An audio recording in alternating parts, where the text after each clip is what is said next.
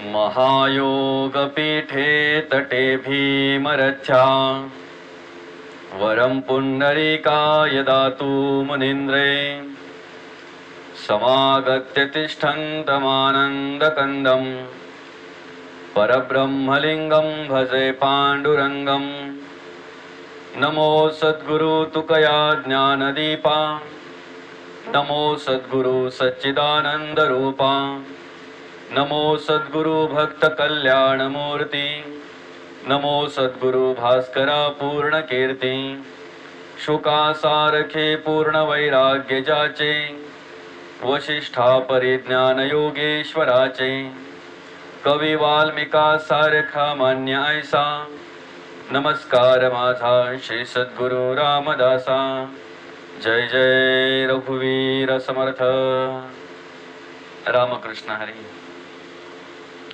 आजचा जो आपला सेवेचा भाग आहे तो भाग क्रमांक 255। आपण विवरण घेत आहोत दासबोध ह्या ग्रंथातील पहिल्या दशकातील 3ऱ्या समासावर। शारदा स्तवन नाम या समासावर विवरण घेत असताना आतापर्यंत आपण या समासातील 8 ओव्यांवर विवरण घेतलेलं आहे आणि आजची जी आपली ओवी आहे ती ओवी क्रमांक 9। जे लावण्य रूपाची शोभा, जे परब्रह्म सूर्याची प्रभा, जे शब्दी वदुनी उभा संसार नासी, या ओवीपासून आपल्याला आजच्या भागामध्ये चिंतन करायचं आहे, विवरण घ्यायचं आहे। त्या श्री शारदेचं स्तवन करत असताना या ठिकाणी समर्थ म्हणतात, त्या शारदेचं स्वरूप कसं आहे, त्या शारदेचं रूप कशा प्रकारे आहे त्याची ओळख करून देताना समर्थ म्हणतात की जे लावण्य रूपाची शोभा, अगदी एकदा ते रूप आपल्या डोळ्यासमोर आलं, त्या रूपाशी एकदा आपण एकरूप झालो कि मग कोणत्याही प्रकारे त्या ठिकाणी संसार प्रपंचाचं भान राहत नाही। अर्थात द्वैत गोष्टीचं कुठल्याही प्रकारे तिथे भान राहत नाही। त्या रूपाशी एकरूप झाल्यानंतर अगदी वर्णन करावं, स्तवन करावं अशी स्फूर्ती पिंडामध्ये निर्माण होते। जे लावण्य रूपाची शोभा म्हणजे त्या मातेचं रूप अशा प्रकारे आहे, लावण्य ज्याला म्हणतात, लावण्याची खाण ज्याला म्हणतात, अशा प्रकारे त्या देवीचं रूप आहे, त्या मातेचं रूप आहे। आणि ती लावण्याची खाण असल्यामुळे, लावण्याची शोभा असल्यामुळे एकदा त्या स्वरूपाचं स्तवन करायला सुरुवात केली, एकदा त्या मातेचे स्तवन करायला सुरुवात केली की स्तवन करतच राहावं, ते संपूच नये असा एक विचार पिंडामध्ये येतो। म्हणजे नेमकं काय होतंय तर अद्वैत पिंडामध्ये उभं राहून आणि द्वैत बाजूला जातंय, द्वैत बाजूला सारलं जातंय। आणि मग कोणत्याही प्रकारे द्वैत ज्या ठिकाणी उरत नाही त्या ठिकाणी विचार उरतोय तो फक्त अद्वैताचा। आणि म्हणूनच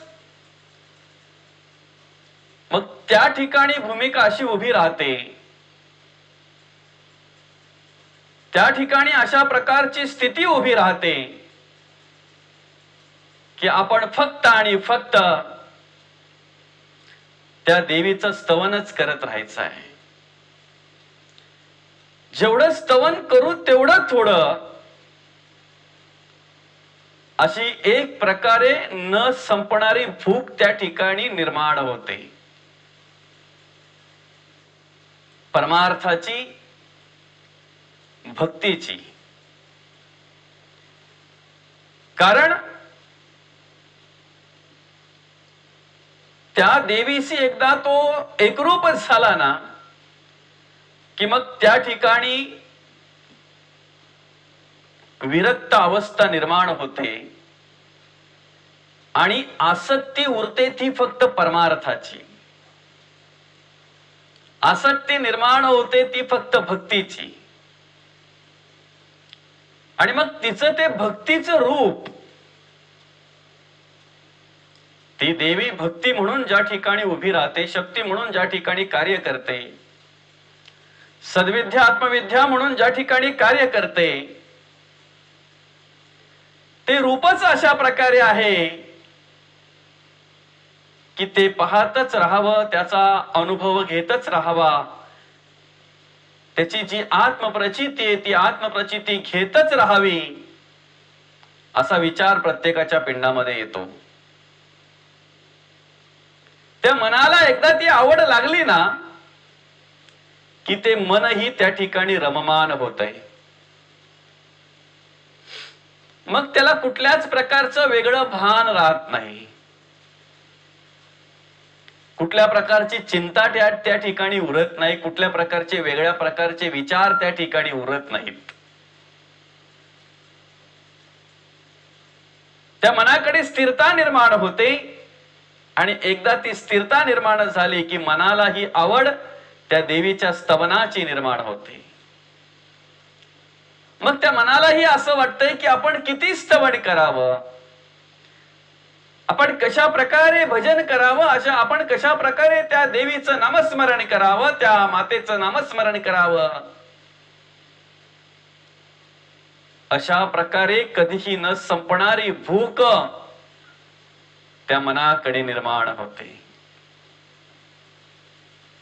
आणि म्हणूनच अनेक रूपाने भरलेली, अनेक रूपाने नटलेली, अनेक रूपाने कार्य करणारी ती देवी, ती लावण्याची शोभा आहे. तसं दिसण्यासाठी आपण प्रयत्न न करता तसं असण्यासाठी आपण प्रयत्न केला पाहिजे. तिची जी अनुभूती प्रत्येक ठिकाणी आपल्याला येते की नाही, त्या देवीची आत्मप्रचिती आपल्याला ज्या ज्या ठिकाणी येते की नाही, त्या ठिकाणचा विचार करून आणि त्या पद्धतीने दिसण्यासाठी प्रयत्न करण्यापेक्षा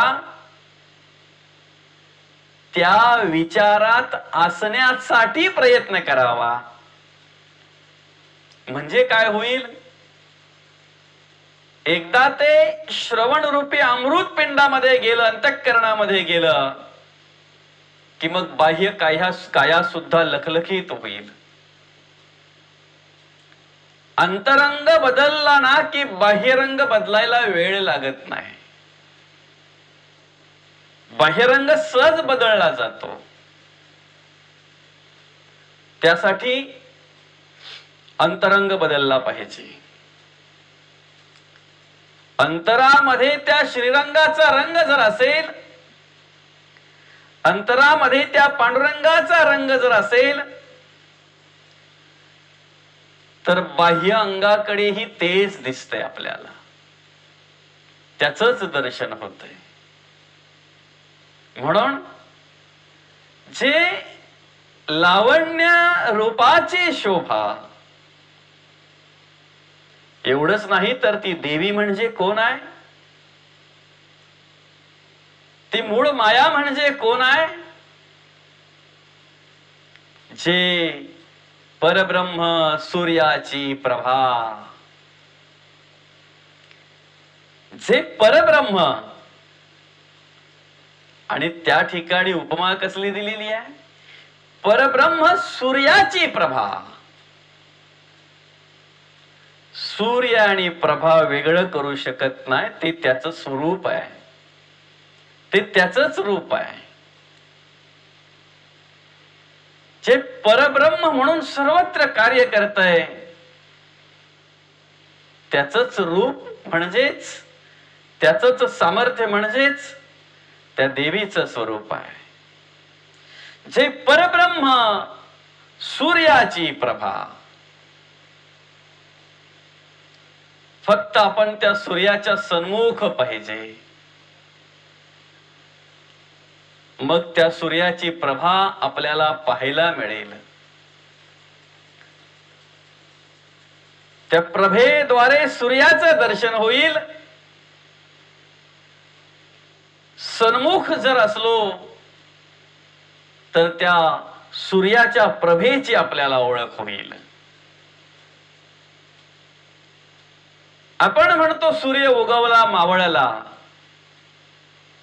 पण जो मावळतच नाही त्याचा उगवण्याचा प्रश्नच नाही. जो असतोच आहेच, फक्त उगवला मावळला हा पृथ्वीमुळे निर्माण झालेला भ्रम आहे. सूर्य फिरताना वाटतोय, पूर्वेकडे उगवताना वाटतोय, पश्चिमेकडे मावळताना वाटतोय.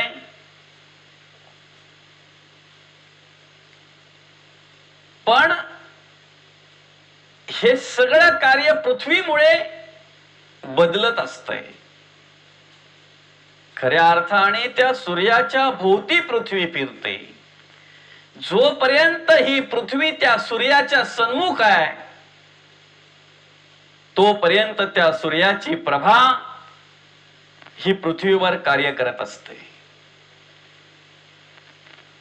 आणि एकदा ती पृथ्वी सूर्याच्या विन्मुख झाली की मग त्या ठिकाणी जो भाग पृथ्वीचा विन्मुख असेल त्या ठिकाणी रात्र झाली जाते. ज्या वेळेला आपल्या भारतामध्ये आपल्या देशामध्ये काही ठिकाणी रात्र असते, अर्थात ज्या वेळेला आपल्याकडे रात्र असते त्यावेळेला याच जगातील असे काही देश आहेत की त्या ठिकाणी दिवस असतो, उजेड असतो, सूर्याची प्रभा असते. म्हणजे येतही नाही आणि जातही नाही, तो मावळतच नाही तर उगवण्याचा प्रश्नच नाही. तो उगवलेलाच आहे, तो आहेच आहे. जसं त्या पृथ्वीवर उगवणं मावळणं ह्या पृथ्वीमुळे घडलं जातंय, तसंच हा परब्रह्म सूर्य आणि ह्या परब्रह्म सूर्याची प्रभा ही असतची असे सर्व काळ. फक्त शारदा उत्सव ज्या वेळेला चालू असतो तेवढ्या पर्यंतच नव्हे, नवरात्र उत्सव जोपर्यंत चालू असतो तोपर्यंतच नव्हे, तर त्याच्या आधीही तिचं सामर्थ्य आहे, त्या वेळेलाही तिचं सामर्थ्य आहे आणि त्याच्या नंतरही त्या देवीचं सामर्थ्य आहे. फक्त आपण सन्मुख पाहिजे तिच्या. आपण सन्मुख असलो तर त्या परब्रह्म सूर्याची प्रभा आणि तिचं दर्शन आपल्याला झाल्याशिवाय राहणार नाही. आपण विन्मुख नको. मग ती आहे कशी? त्या देवीचं स्वरूप, त्या देवीच्या सामर्थ्याची ओळख करून देत असताना ती प्रत्येकाकडे कार्य करते, प्रत्येक ठिकाणी कार्य करते. शारदेच्या रूपाने तर आहेच आहे, पण सरस्वतीच्या रूपानेही ती कार्य करते. जे शब्दी वदोनी उभा संसार नासी, अर्थात ती देवी अशा प्रकारे कार्य करते, शब्दी वदोनी उभा. खऱ्या अर्थाने या ब्रह्मांडाची निर्मिती करण्यासाठी जे वेद निर्माण केले, त्यासाठी अनेक शब्द आणि त्या शब्दाची निर्मिती त्या देवीपासून आहे. त्या देवीपासून त्या शब्दाची निर्मिती आहे, म्हणून ती देवी वेदाची जननी आहे. आणि मग ज्या वेळेला आपण त्या देवीच्या सामर्थ्याची ओळख घेतो, भक्ती रूपाने ती ज्या ठिकाणी आहे त्या भक्ती रूपाचं तिचं दर्शन आपल्याला घडतंय, त्या भक्ती रूपाचं कृपा आपल्यावर होते, मग त्या वेळेला त्या महावाक्याची प्रचिती येते. जे वेद आहेत त्या वेदाच्या महावाक्याची प्रचिती केव्हा येते? ज्या वेळेला भक्तीची कृपा आपल्यावर होते, त्या श्री शारदेची कृपा आपल्यावर होते, त्या वेळेला अहम ब्रह्मास्मी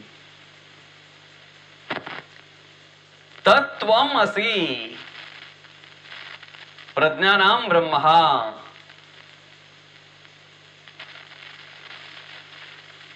आत्मना ब्रह्मः.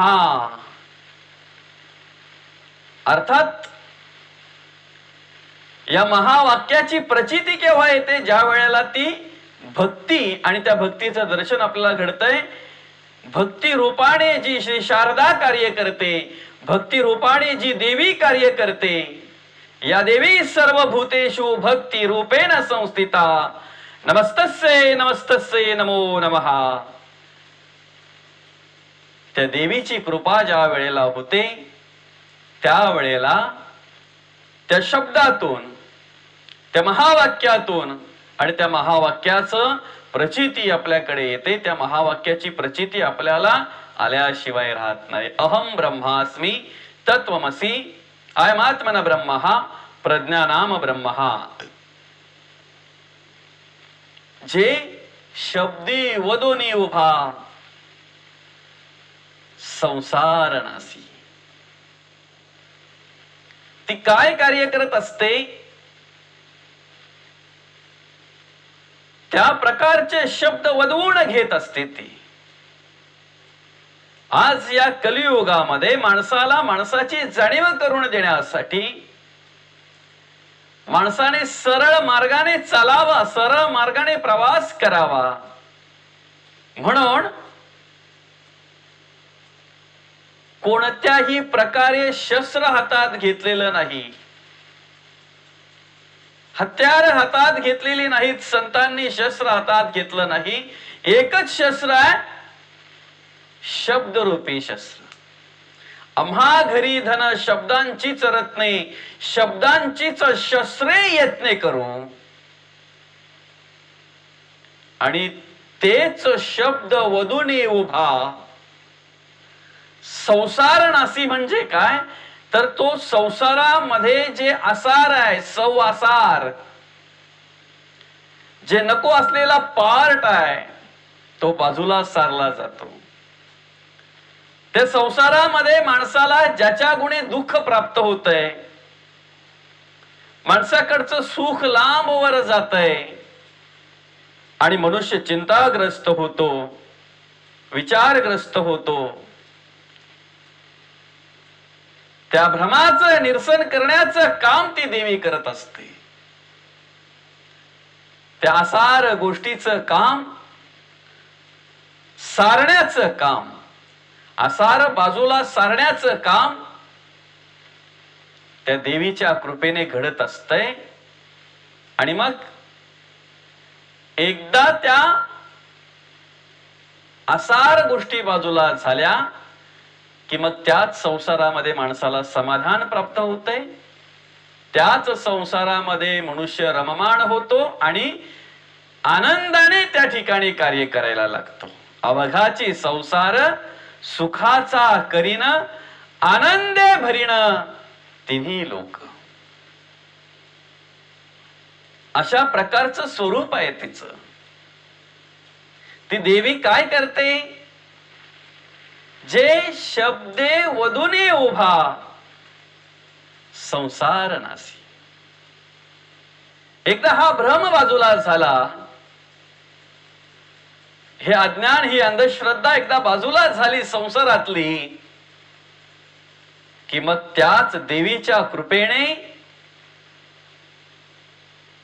त्या साधकाला, त्या दासाला, त्या भक्ताला कशाची प्राप्ती होते याची ओळख पुढच्या ओवीमध्ये, अर्थातच ओवी क्रमांक 10 मध्ये करून दिलेली आहे. काय म्हणतात समर्थ त्या 10व्या ओवीमध्ये? जे मोक्ष श्रिया महामंगळा, जे 17वी जीवन कळा, जे सत्वळीला सुशीतळा लावण्य खाणी. एकदा तो संसारातला भ्रमाचं निरसन झालं, अज्ञान बाजूला झालं, अंधश्रद्धा बाजूला झाली, कि मग मनुष्य मोकळा होतो.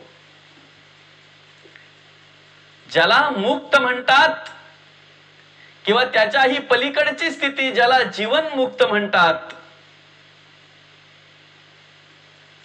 ती जीवन मुक्त अवस्था माणसाला प्राप्त होते. आणि म्हणूनच या ठिकाणी 10व्या ओळीमध्ये समर्थ म्हणतात, जे मोक्ष श्रिया महामंगळा, अर्थात तिच्या अनेक रूपांपैकी लक्ष्मीचं रूप आहे आणि त्या लक्ष्मीची सुद्धा अनेक प्रकारची रूप आहेत. त्यामध्ये धनलक्ष्मी, स्थैर्यलक्ष्मी, धैर्यलक्ष्मी, अनेक प्रकारामध्ये त्या लक्ष्मीच्या एक नाव आहे, एक प्रकार आहे मोक्ष लक्ष्मी. या दासबोधामध्ये समर्थाने ओळख करून दिलेली आहे. ज्याचे दारी असे तिष्ठत मोक्ष लक्ष्मी, ज्याचे दारी असे तिष्ठत मोक्ष लक्ष्मी. म्हणून तिचं या ठिकाणी स्तवन काय केलंय? जे मोक्ष श्रिया महामंगळा, म्हणजे मुक्तीचं रूप तिचं आहे. ती देवी म्हणजेच मोक्षाचं रूप एक तिचं आहे. ते कधी प्राप्त होईल? नको असलेल्या गोष्टींचा ज्या वेळेला आपण त्याग करू, नेणिवेचा जेव्हा आपण त्याग करू तेव्हा जाणीव निर्माण होईल. जाणीव निर्माण झाल्यानंतर परमार्थ करण्याची स्फूर्ती निर्माण होईल. एकदा काय तुमच्या आमचं पिंड मध्ये अंतःकरणामध्ये मांगल्यता प्राप्त झाली कि मग त्या देवीची कृपा होत असते. आणि मग एकदा त्या संसारातल्या आसार बाजूला झालं, आसार गोष्टी बाजूला झाल्या, भ्रमाचं निरसन झालं, अज्ञानाचं निरसन झालं, अंधश्रद्धा बाजूला झाली की मग त्या ठिकाणी मनुष्याला मोकळं मोकळं वाटायला लागतंय. त्यालाच मोक्ष म्हणतात, त्यालाच मुक्त म्हणतात. असं तिचं ते रूप आहे, जे मोक्ष श्रिया महामंगळा. महामंगळ रूप आहे तिचं. आणि त्या महामंगळ रूपाचं दर्शन तुम्हा आम्हाला झालं म्हणून आपल्याकडे ती मंगलता आली, ते मंगलाचरण आलं, ती पवित्रता आली. त्या महामंगलाचं दर्शन आपल्याला झाल्यामुळे त्याच्या पलीकडे समर्थ त्या देवीचं स्तवन करून करतात की जे 17वी जीवन कळा. आता ही 17वी जीवन कळा जी मांडलेली आहे ती एक परमार्थातली अवस्था आहे. आणि त्या अवस्थेचं वर्णन माऊलींनी ज्ञानेश्वरी मध्ये सुद्धा केलेलं आहे. ही 17वी जी जीवन कळा आहे त्याच अवस्थेचं वर्णन जगद्गुरु तुकाराम महाराजांनी आपल्या गाथेमध्ये सुद्धा केलेलं आहे. आणि तीच अवस्था आज या ठिकाणी समर्थ त्या देवीच्या रूपाने ओळख करून देतात. खऱ्या अर्थाने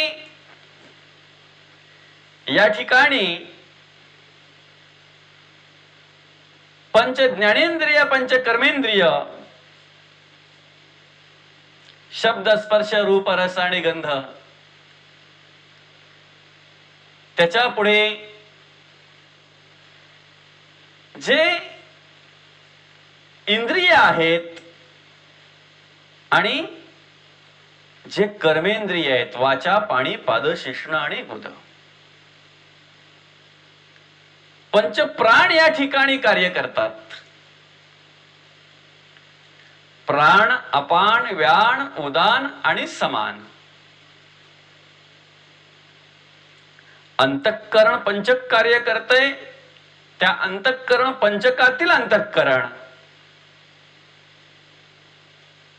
आणि यांना सर्वांना सामर्थ्य देणारी ती 17वी जीवनकळा आहे. यांना सर्वांना सांभाळणारी, जाणीव देणारी ती 17वी जीवनकळा आहे. त्या महामायेचं स्वरूप आपल्या सर्वांच्या पिंडात आहे. म्हणून या ठिकाणी ते वर्णन केलेलं आहे. ती 17वी जीवनकळा. मग त्या स्वरूप कसं आहे त्या मायेचं, त्या देवीचं स्वरूप कसं आहे? ती सत्वळीला, सत्वशिळा, लावण्याची खाण आहे. ती लावण्य खाणी. अर्थात या देवी सर्व भूतेषु शांती रूपेण संस्थिता. सत्वशील आणि सत्वकळा.